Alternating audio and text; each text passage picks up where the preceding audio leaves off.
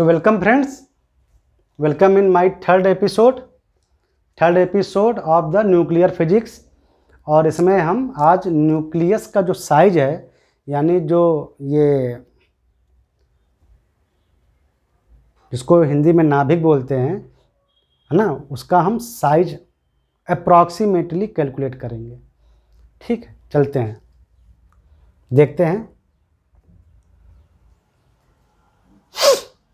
इधर मिटाते हैं इसको।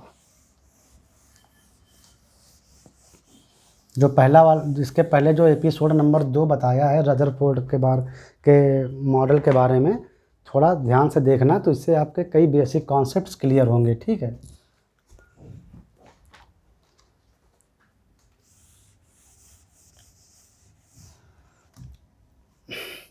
तो रदरफोर्ड जी ने क्या किया था, अल्फा पार्टिकल की बमबारी की थी गोल्ड फॉइल यानी सोने की पन्नी पर। सोने को केमिस्ट्री में बोलते हैं Au, ऐसे डिनोट करते हैं। और उसका जो एटॉमिक नंबर होता है, यानी Au में नंबर ऑफ प्रोटॉन्स होते हैं 79। सोने के एटम में कुल 79 नंबर प्रोटॉन पाए जाते हैं और इतने ही इलेक्ट्रॉन, क्योंकि एटम तो न्यूट्रल होता है। ठीक, देखो ये न्यूक्लियस है, मान लो। न्यूक्लियस में न्यूट्रॉन होते हैं, न्यूट्रॉन का चार्ज 0 होता है। तो यानी ये जो न्यूक्लियस है उसका चार्ज, न्यूक्लियस का चार्ज कौन से न्यूक्लियस का चार्ज? सोने के न्यूक्लियस का चार्ज। ओनली हम अभी न्यूक्लियस की बात कर रहे हैं। सोने की न्यूक्लियस का चार्ज है 79e, मतलब +79 1.6 और 10⁻⁻19 कूलाम। जितने प्रोटॉन उतना ही चार्ज। तो न्यूक्लियस है ये नाभिक, न्यूक्लियस काहे का? सोने का। इसका चार्ज इतना। अब देखो, यहाँ से अल्फा पार्टिकल इस पर अटैक करने के लिए आ रहा है। किस पर? न्यूक्लियस पर। बमबारी करा रहे थे ना रदरफोर्ड जी, तो ये इस पर आ रहा है। और ये जो अल्फा पार्टिकल है, इसकी एनर्जी जो यूज की गई थी वो थी लगभग 5.5 मिलियन इलेक्ट्रॉन वोल्ट के इक्वल। इसकी एनर्जी इतनी थी, यानी 5.5 इंटू 10⁻6 मेगा, मिलियन मतलब मेगा, और 1 इलेक्ट्रॉन वोल्ट की एनर्जी मतलब 19 जूल। ये है टोटल एक अल्फा पार्टिकल की एनर्जी, एक अल्फा पार्टिकल की। देखो, अल्फा पार्टिकल पर भी जो चार्ज है वो है +2e, और इस पर है चार्ज +79e। वहाँ चार्ज केवल प्रोटॉन के चलते हैं, यहाँ चार्ज अल्फा पार्टिकल पर 2 प्रोटॉन होते हैं, तो दो प्रोटॉन का चार्ज। ठीक है, पॉजिटिव यानी ये एक दूसरे को दूर भगाएंगे।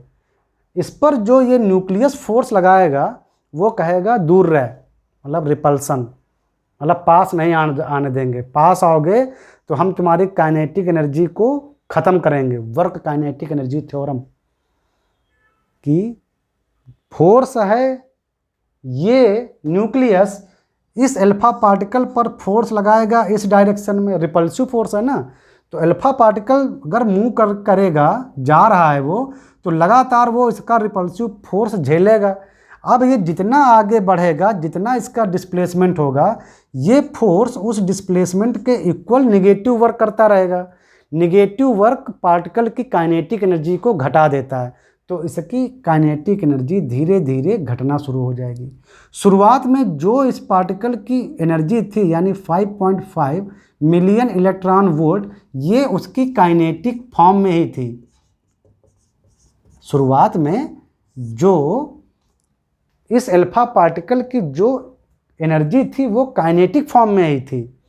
ठीक है, अब ये जब आगे बढ़ेगा जैसे जैसे इसकी काइनेटिक एनर्जी लूज होती जाएगी और इस अल्फा पार्टिकल की पोटेंशियल एनर्जी बढ़ती जाएगी। एक समय ऐसा आएगा कि उसकी काइनेटिक एनर्जी 0 हो जाएगी, मतलब ये पार्टिकल यहाँ कहीं पर आकर रुक जाएगा। अल्फा पार्टिकल जब यहाँ पर आ जाएगा, मान लो वहाँ पर ये रुक गया, यानी यहाँ उसकी काइनेटिक एनर्जी 0 हो गई। और जब उसकी काइनेटिक एनर्जी 0 हो जाएगी तो वहाँ उसके पास जो एनर्जी होगी वो केवल पोटेंशियल एनर्जी होगी। तो मान लेते हैं कि न्यूक्लियस के सेंटर से ये अल्फा पार्टिकल जब एकदम पास आके रुक गया तो वहाँ से इसकी जो डिस्टेंस है वो r0 है थोड़ी देर के लिए। ये देखो, और जब ये यहाँ पर आ गया, इसकी काइनेटिक एनर्जी 0 हो गई, तो यानी यहाँ पर केवल ओनली पोटेंशियल एनर्जी बचेगी अल्फा पार्टिकल के पास, जब ये यहाँ पर सबसे पास में आकर रुक गया। तो हम ये सबसे पास वाली डिस्टेंस कैलकुलेट करेंगे। तो आप समझ रहे हैं, यहाँ पर एनर्जी कंजर्वेशन लगाएंगे, जो काइनेटिक एनर्जी थी वही जाकर उसकी पोटेंशियल एनर्जी में चेंज हो गई जब वो फाइनली एकदम रुक गया। तो शुरुआत में काइनेटिक एनर्जी थी उसकी ये, यानी 5.5 मिलियन इलेक्ट्रॉन वोल्ट, ये थी शुरुआत में उसकी काइनेटिक एनर्जी। और यही काइनेटिक एनर्जी चेंज हो गई अल्फा पार्टिकल की पोटेंशियल एनर्जी में, जब वो न्यूक्लियस के एकदम पास आकर अपनी सारी काइनेटिक एनर्जी लूज करके केवल इलेक्ट्रोस्टैटिक पोटेंशियल एनर्जी ही उसके पास बचती है, जो कि कन्वर्ट हो जाती है। तो यही इक्वल होगा 4 pi epsilon not potential energy. आप जानते हो दो चार्ज पार्टिकल सिस्टम की, तो पहले का चार्ज यानी अल्फा का चार्ज प्लस 2e, दूसरे पार्टिकल का चार्ज, दूसरा है न्यूक्लियस, दूसरा जो चार्ज पार्टिकल है वो है न्यूक्लियस, काहे का, सोने का, जिसमें 79 प्रोटॉन के बराबर पॉजिटिव चार्ज है।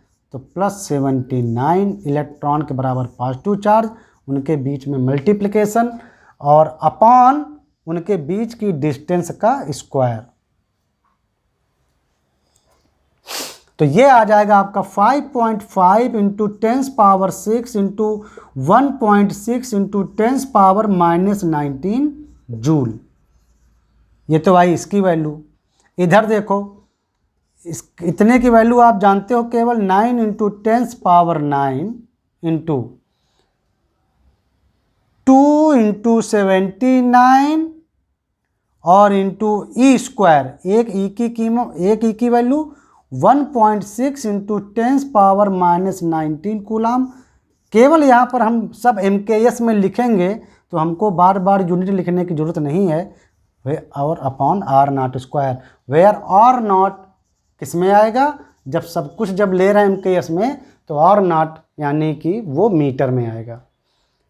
सबसे पास जाकर जब न्यूक्लियस जब जाकर रुकेगा तो तब न्यूक्लियस के सेंटर से अल्फा पार्टिकल जब रुकेगा तो न्यूक्लियस के सेंटर से अल्फा पार्टिकल के सेंटर की डिस्टेंस, तो यहाँ से हमारा r0 निकल आएगा। इसको सॉल्व कर लेंगे तो बिल्कुल नंबर्स हैं, सॉल्व कर लो, फिर रूट ले लो।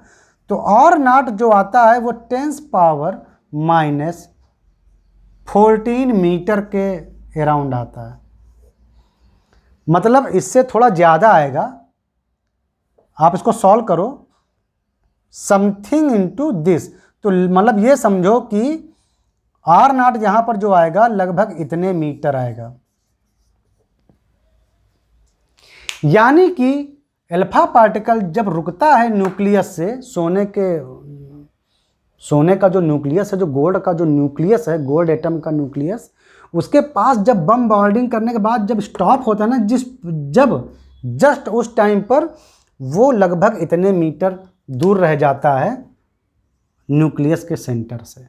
इसका मतलब कि ये तो अभी इतनी डिस्टेंस हुई, इसका मतलब न्यूक्लियस की रेडियस तो ये है, Rn यानी न्यूक्लियस की रेडियस।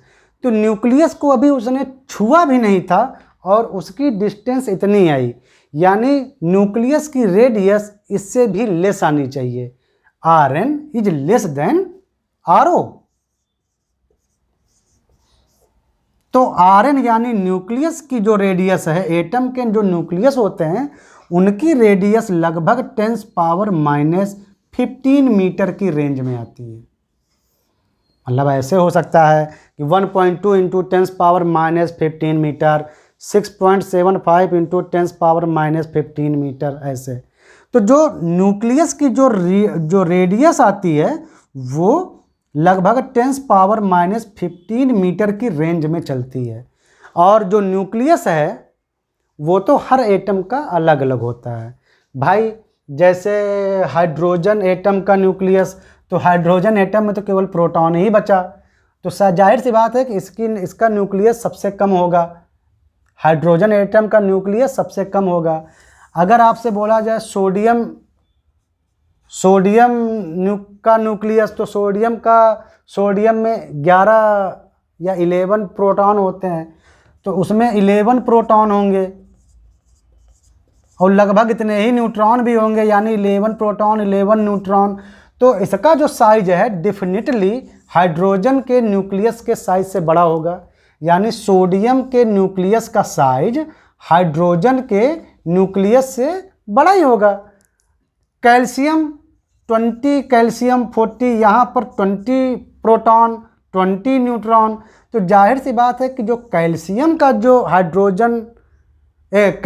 का जो ये न्यूक्लियस होगा, कैल्शियम का न्यूक्लियस, उसका साइज सोडियम के न्यूक्लियस से ज़्यादा होगा, क्योंकि सोडियम में कम प्रोटॉन और कम न्यूट्रॉन है। तो धीरे धीरे एटॉमिक नंबर बढ़ता जाएगा। अगर प्रोटॉन और न्यूट्रॉन की संख्या बढ़ती जाएगी तो न्यूक्लियस का साइज भी बढ़ता जाएगा, तो न्यूक्लियस का साइज भी बढ़ता जाएगा। धीरे धीरे बढ़ते बढ़ते जब साइज बहुत बड़ा हो जाता है तब फिर हम बोलते हैं कि अब हैवी मेटल्स आ गए। हैवी मेटल्स मतलब जिनका जो न्यूक्लियस है, मतलब बहुत सारे प्रोटॉन और बहुत सारे न्यूट्रॉन वाले एटम का न्यूक्लियस, तो वो काफ़ी बड़े न्यूक्लियस हो जाते हैं। तो जाहिर सी बात है कि डिफरेंट एटम्स के न्यूक्लियस का साइज डिफरेंट होता है। ठीक है, तो इधर कुछ भी लिखा हो सकता है, लेकिन जो रेंज एक आती है वो 10⁻⁻15 मीटर के आसपास आती है किसी एटम के न्यूक्लियस की रेंज। अब वो ऐसे भी हो सकता है 1.6 इंटू 10⁻15 मीटर किसी एटम का, किसी का ऐसे भी हो सकता है, किसी का ऐसे भी हो सकता है, ऐसे। तो ये बदल सकता है, लेकिन ये लगभग इतना आता है। जो मेजर चीज़ है वो इतनी आती है। चलो, समझ में आया कि एटम के न्यूक्लियस का साइज अप्रॉक्सीमेटली रदरफोर्ड एक्सपेरिमेंट से कैसे निकालते हैं, तो ऐसे निकालते हैं। ठीक है, अप्रॉक्सीमेट रेंज आपको पता हो गई। एक्चुअल अगर रेंज, एक एक्चुअल वैल्यू उस एटम पर डिपेंड करेगा जिसका वो न्यूक्लियस है, उसमें कितने प्रोटॉन है कितने न्यूट्रॉन है, उस पर डिपेंड करेगा एक्चुअल साइज न्यूक्लियस का। तो आई होप आपको ये चीज़ें खूब समझ में आ गई। तो मिलते हैं हम नेक्स्ट एपिसोड में। ठीक है, तब तक के लिए टेक केयर, बाय बाय।